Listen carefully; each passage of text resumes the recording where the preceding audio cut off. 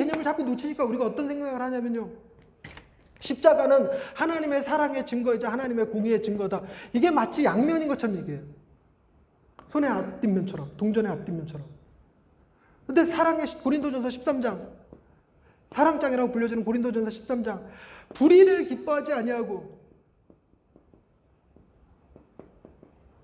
이게 이 고린도전서 13장도 여러분 두 가지 방식으로 있죠. 사람이 어떻게 해야 되느냐? 우리는 사랑해야 돼. 어떻게 사랑해야 되냐? 오래 참는 게 사랑이야. 온유해야 돼. 불의를 보고 기뻐하면 안 되는 거야. 이렇게 얘기하면 우리는 그냥 죄인이에요. 사랑할 방법이 없어요. 근데 하나님이 하신 일로 들으면 하나님이 우리를 사랑하신대. 어떻게 사랑하셨는데? 하나님이 우리에 대해 오래 참으셨어. 하나님이 우리에 대해서 온유하셨어. 하나님이 우리에 대해서 불의에 대해서 기뻐하지 않으셨어. 이게 공의예요. 이게 공의. 무슨 얘기냐면 사랑은 불의를 기뻐하지 아니하면 사랑이에요. 그냥 공의도. 그래서 하나님은 사랑이시다가 가능하지만 공의는 공의로우신 하나님이지 하나님은 공의다 이렇게 안 돼요.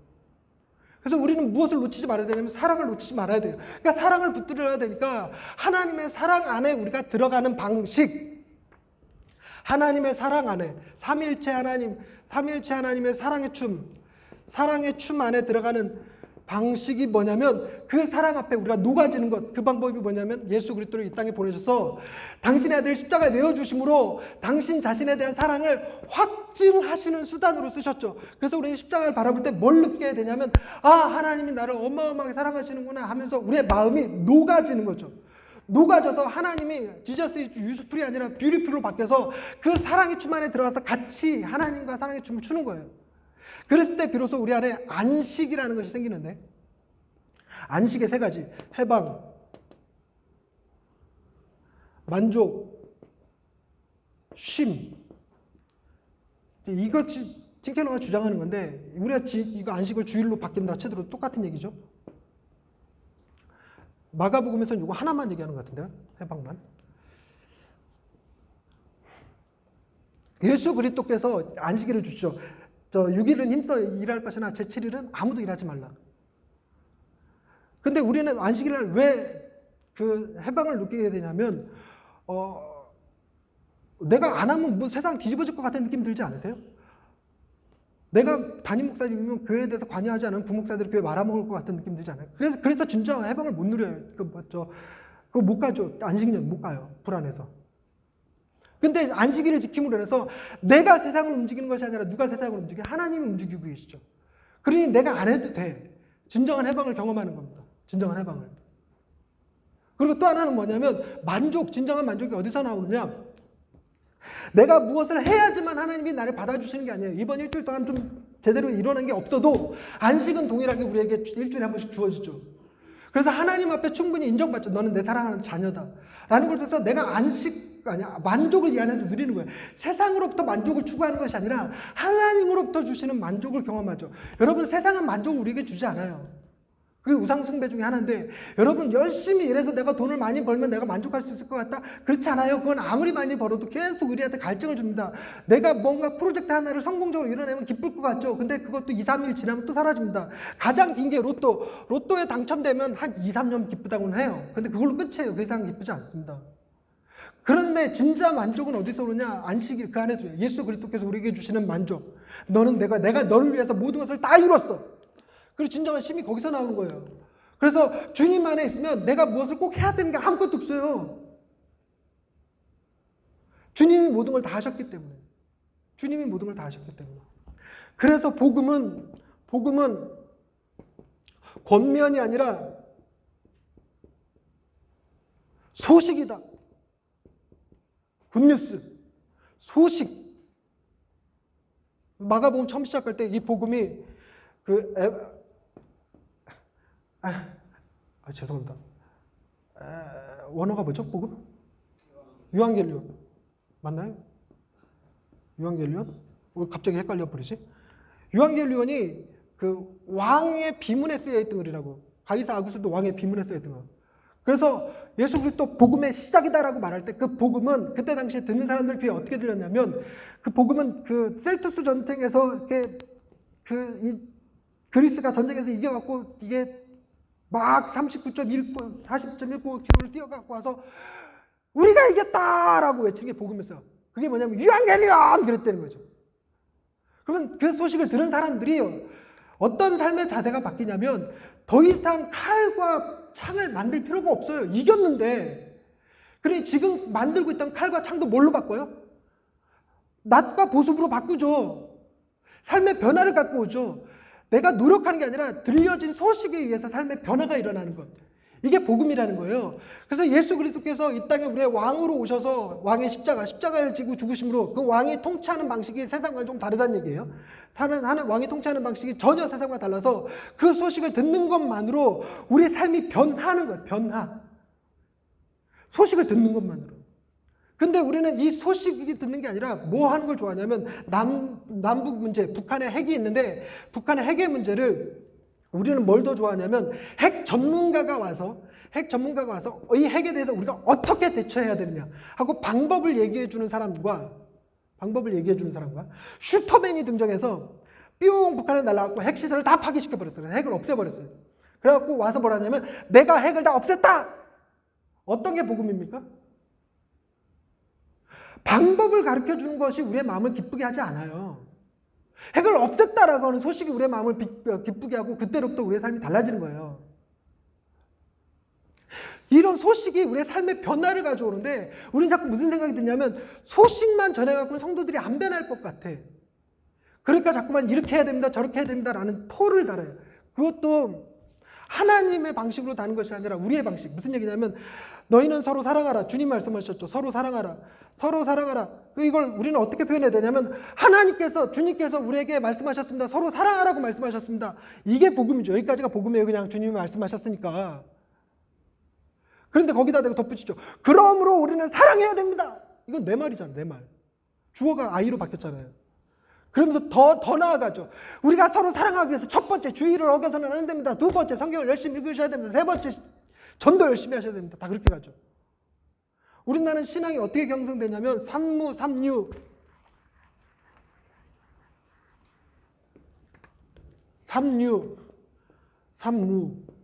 삼무가 뭐죠? 술, 담배, 제사를 안 하면 훌륭한 크리스찬. 삼류, 주일성수, 11조, 전도 이거 하면 훌륭한 크리스찬 이렇게. 우리 훌륭한 크리스찬이 여기서 나오는 걸까요? 안 그렇습니다. 우리가 훌륭한 크리스찬인 건 어디서 나올까요? 예수 그리스도 그분께서 우리를 위해서 하신 일에서 나오는 거예요. 그분이 우리를 위해서 하신 일. 그걸 전해야 되는 거예요. 주님이 우리에게 무슨 일을 하셨는가? 너희는 서로 사랑하라. 내가 너희를 사랑한 것 같이. 거기에 희열이 빡 느껴지잖아요. 주님이 얼마나 우리를 사랑해 주셨나요? 그럼 우리는 뭐 할까요? 우리가 어떻게 주님이 우리를 사랑한 것처럼 사랑합니까? 그 대신 뭐는 할 수 있어요? 주님이 우리를 사랑하셨다는 사실은 전할 수 있잖아요. 주님이 행하신 일은. 그래서 주님이 너 사랑하신대. 우리가 찬양할 때도 주의 사랑으로 사랑합니다 라고 얘기하지 나의 사랑으로 당신을 사랑합니다 이렇게 안 하는 것처럼. 우리의 행위가 중요한 게 아니라 소식이에요. 소식. 무슨 소식이냐? 사랑의 삶을 창조하는 소식. 이게 복음이에요. 사랑의 삶을 창조하는 소식. 틴켈러 이거 정말 자주 등장해요. 그래서 이야기를 정리해야 되는데 틴켈러가 센터처치라는 책을 썼습니다. 그거에 따라서 우리가 GCM 세미나를 하는데 이 GCM이 몇 약자냐면 가스펠, 복음, 시티, 도시, 무브먼트, 운동입니다. 그런데 이 세 개가 다 같이 똑같이 중요한 게 아니라 복음이 가장 중요해요. 복음이 가장 중요해서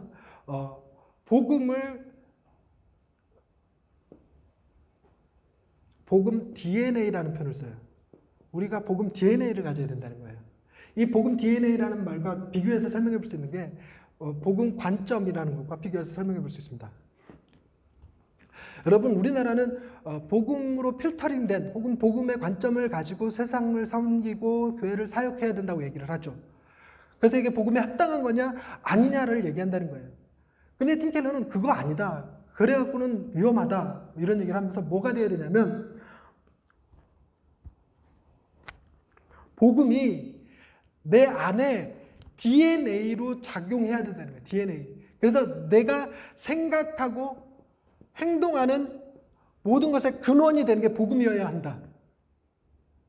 그래서 그 복음적 관점이 아니라 복음 DNA를 가지고 도시를 섬기고 운동을 일으켜야 된다. 이게 복음 도시 운동이에요. 근데 이 복음이 틴켈러는 뭐라냐? 종교가 있고 비종교가 있어요. 혹은 도덕주의가 있고 자유주의가 있고 큰아들이 있고 작은아들이 있어요. 그런데 이 어디쯤 중간쯤에 복음이 존재하는 것이 아니라 복음은 제3의 지대에 있습니다. 3의 지대. 복음은 전혀 다른 거예요.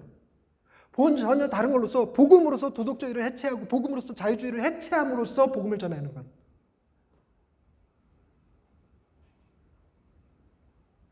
복음 DNA를 다른 말로 복음 스피릿이라는 표현도 씁니다. 복음 스피릿을 가지고 있어야 된다. 이것의 중심 용어가 뭐냐면 상황화된 신학적 비전을 가지고 있어야 된다. 이게 틴켈러의 주장입니다. 상황화된 신학적 비전.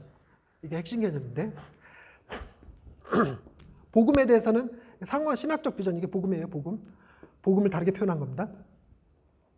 복음이라고도 부르고 복음 DNA라고도 하고 복음 스피릿이라고도 하고 신학적 비전이라고도 표현하는 건데, 이 상황화된 신학적 비전은 뭐냐면 여러분, 우리가 복음을 가지고 우리 삶에 적용시켜 나가는 거예요. 우리 삶에서. 그래서 문화와 공명하고 저항하고 대안을 제시하고. 한 예를 들자면 이런 거죠.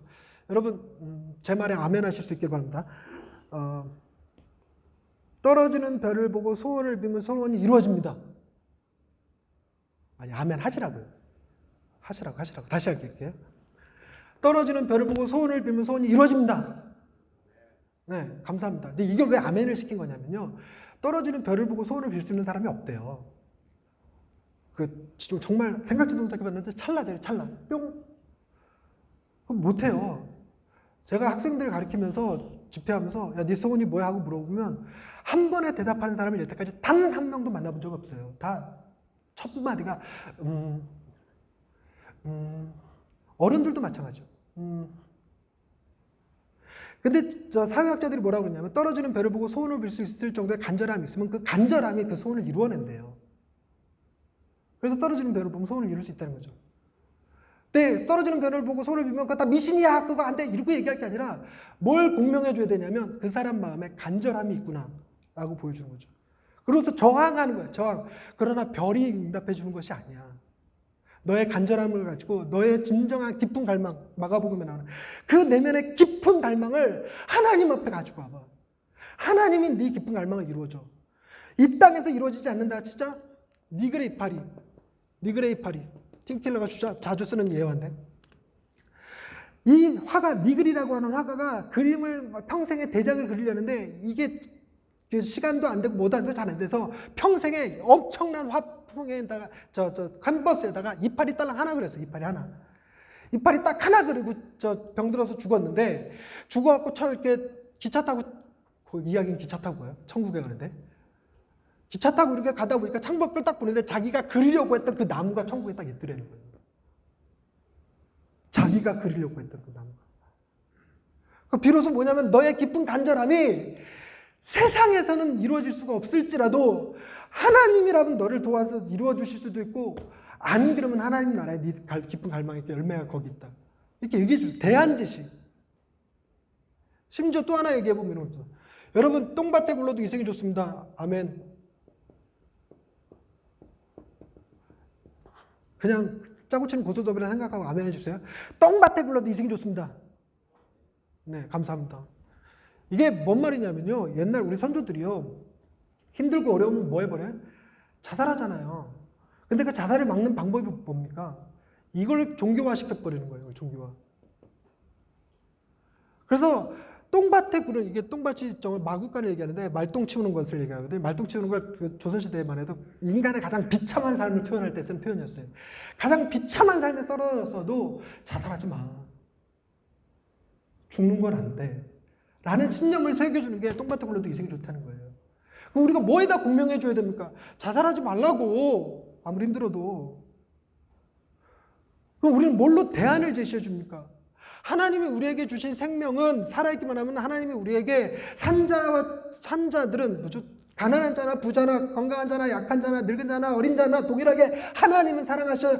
꺼져가는 심지를 끄지 아니하시고 상한 갈대를 꺾지 않으시는 하나님이야. 그리고 네가 하나님 앞에 드릴 수 있는 최고의 예배가 뭘까? 임종 예배. 내 생명을, 천하보다 귀한 내 생명을 하나님 앞에 드리는 것, 이것만큼 좋은 게 어디 있는데, 그가 내 평생에 내가 하나님 앞에 받은 사랑 누리면서 살아가다가 내가 하나님 앞에 드릴 수 있는 유일한 예배, 그때를 위해서 지키고 보존해야 될 가치가 있는 게 생명 아니겠냐. 이렇게 접근하면 되죠. 근데 우리는 기독교는 또 뭐라고 접근하죠? 저 사람은 지옥 가. 그 성경에 없어요. 저 사람은 지옥 가. 이거 갖고 동기들하고 많이 논쟁했네. 성경에 있다고 하도 우겨갖고. 우리에게 임종 예배가 기다리고 있습니다. 그 어떤 예배보다 아름다운 예배, 화려한 예배. 여러분, 임종 예배가 내 생애 최고의 예배, 내게 있는 향유옥합을 깨는 예배라 그러면 세상 사람들과 다른 느낌이죠. 임종, 죽음에 대한 느낌이 완벽히 달라집니다. 야이로의 딸을 살려내신 하나님, 야이로의 딸을 죽음에서 살려내신 예수 그리스도, 그분의 능력이 그대로 드러나는 것이 우리의 믿음이잖아요. 이 상황화된 신학적 비전을 가지고 도시를 섬기고 문화를 지키는 게 기전, 정신, 도신연. 이거 나중에 설명합시다. 시간이 많이 흘러. 네.